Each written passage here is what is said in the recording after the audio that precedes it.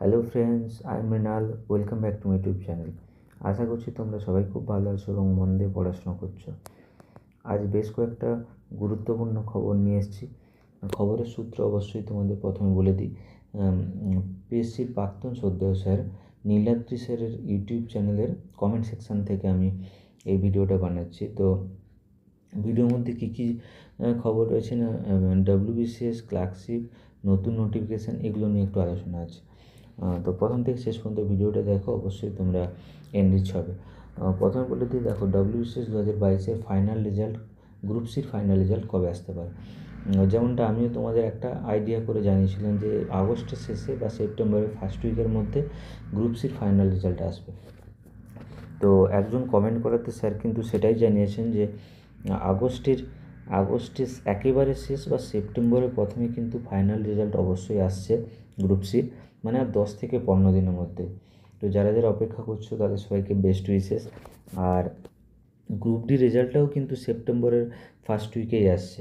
তো যারা গ্রুপ ডির জন্য আমাকে অনেকবার জিজ্ঞাসা করেছে ইউটিউবে কমেন্ট সেকশানে, তাদেরকে আগাম শুভেচ্ছা।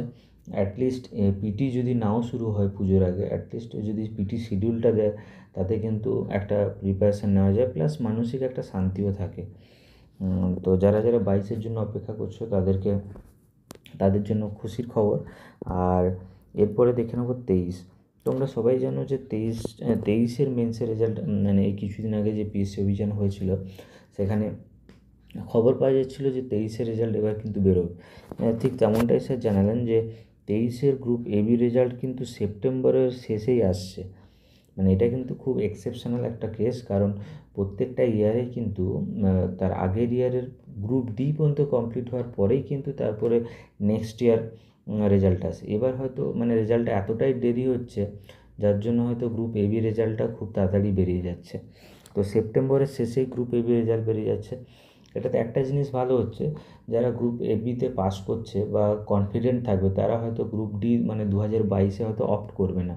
তো তাদের কিছু সিট ডেফিনেটলি যারা ফ্রেশার্স ক্যান্ডিডেট আছে তারা হয়তো সুযোগ পাবে।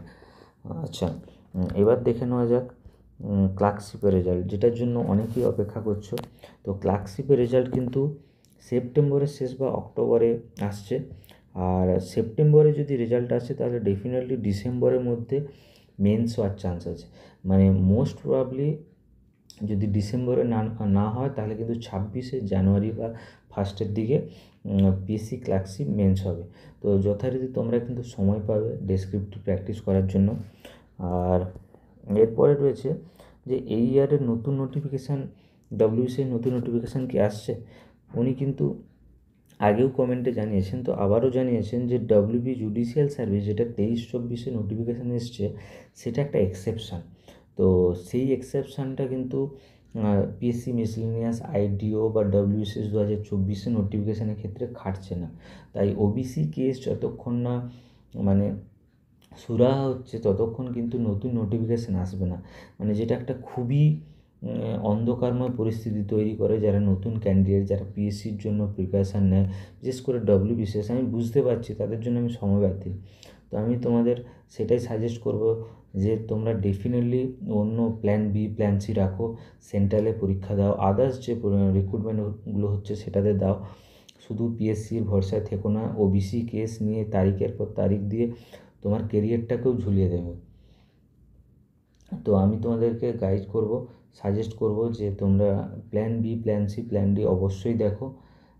এখন যে সিচুয়েশান তাতে শুধু ডব্লিউবিসিএসের কথা ভেবে বসে থাকাটা খুব বোকামি হবে। কারণ আমরা জানি যে প্রথমে আমাদের একটা চাকরি পেতে হবে, নেসেসিটি প্রথমে, তারপরে লাক্সারি।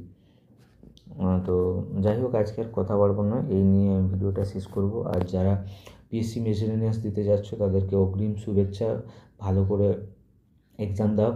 আর যারা এখনও পর্যন্ত মক দাওনি, পড়াশুনো অনেক করেছো বাট মক না দিলে কিন্তু অ্যাকচুয়ালি যে ধরনের এক্সামটা সেখানে কিন্তু একটু প্র্যাকটিসটা প্রচুর ইম্পর্টেন্ট। অ্যাটলিস্ট এই যে কদিন বাকি আছে 2-3টে ফুল মক দেওয়ার চেষ্টা করো টাইমে বসে। ডেফিনেটলি তোমরা দেখবে পরীক্ষার সিচুয়েশানে হেল্প পাবে। সবাই ভালো থেকো, টাটা।